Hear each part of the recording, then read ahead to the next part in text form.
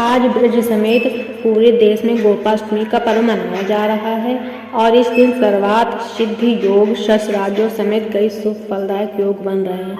इस शुभ योग में गाय का पूजन करने से जीवन के सभी कष्ट दूर हो जाते हैं। मान्यता है कि गोपाष्टमी तिथि से ही भगवान कृष्ण ने गायों को चराना आरंभ किया था। आइए जानते हैं क्यों मनाया जाता है गोपाष्टमी का पर्व और उसकी कथा।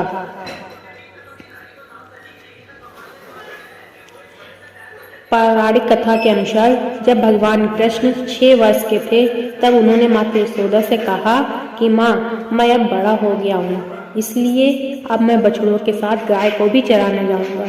तब मैया यशोदा ने कहा कि इसके लिए अभी तुम बाबा से बात करो। बाल गोपाल तुरंत नंद बाबा के पास गए और गाय चराने को कहा, लेकिन नंद बाबा ने मना कर दिया कि तुम अभी काफ़ी छोटे हो, अभी केवल बछड़ों को ही चराओ। लेकिन बाल गोपाल अड़े रहे। तब नंद बाबा ने कहा कि जाओ पंडित जी को बुला लाओ। बाल गोपाल भागे भागे पंडित जी को बुला लाए। पंडित जी ने पंचांग देखा और उंगलियों पे गणना करने लगे। काफ़ी देर बाद जब पंडित जी ने कुछ नहीं कहा तब नंद बाबा बोले, आखिर हुआ क्या है? पंडित जी, आप काफ़ी देर से कुछ बोल नहीं रहे। पंडित जी बोले, गायों को चराने का मुहूर्त आज ही बन रहा है, इसके बाद पूरे साल तक कोई मुहूर्त नहीं है। पंडित जी की बात सुनकर बाल गोपाल तुरंत गायों को चराने के लिए निकल पड़े। बाल गोपाल ने जिस दिन गायों को चराना शुरू कर दिया था उस दिन कार्तिक मास के शुक्ल पक्ष की अष्टमी तिथि थी, इसलिए पूरे ब्रज में इसी दिन गोपाष्टमी का पर्व मनाया जाता है और गौवंश की पूजा की जाती है। गोपाष्टमी को लेकर अन्य कथा।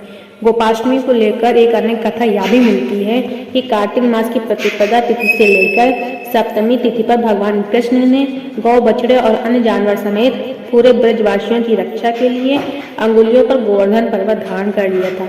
फिर अष्टमी की तिथि के दिन देवराज इंद्र का अहंकार भंग हुआ और वे भगवान कृष्ण की शरण में आकर क्षमा याचना करने लग गए थे।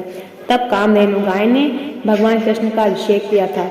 तभी से कार्तिक मास के शुक्ल पक्ष की अष्टमी तिथि को गोपाष्टमी मनाया जाने लगा। गोपाष्टमी पूजा विधि। गोपाष्टमी के दिन गाय व गौवंश को स्नान कराया जाता है और फिर आरती की जाती है। आरती करने के बाद हाथ जोड़कर अभिवादन किया जाता है। गाय में 33 कोटि देवी देवताओं का वास होता है, इसलिए गौ पूजन से उनकी पूजा भी स्वतः हो जाती है। इसके बाद गाय की 7 बार परिक्रमा करें और हरा चारा खिलाएं।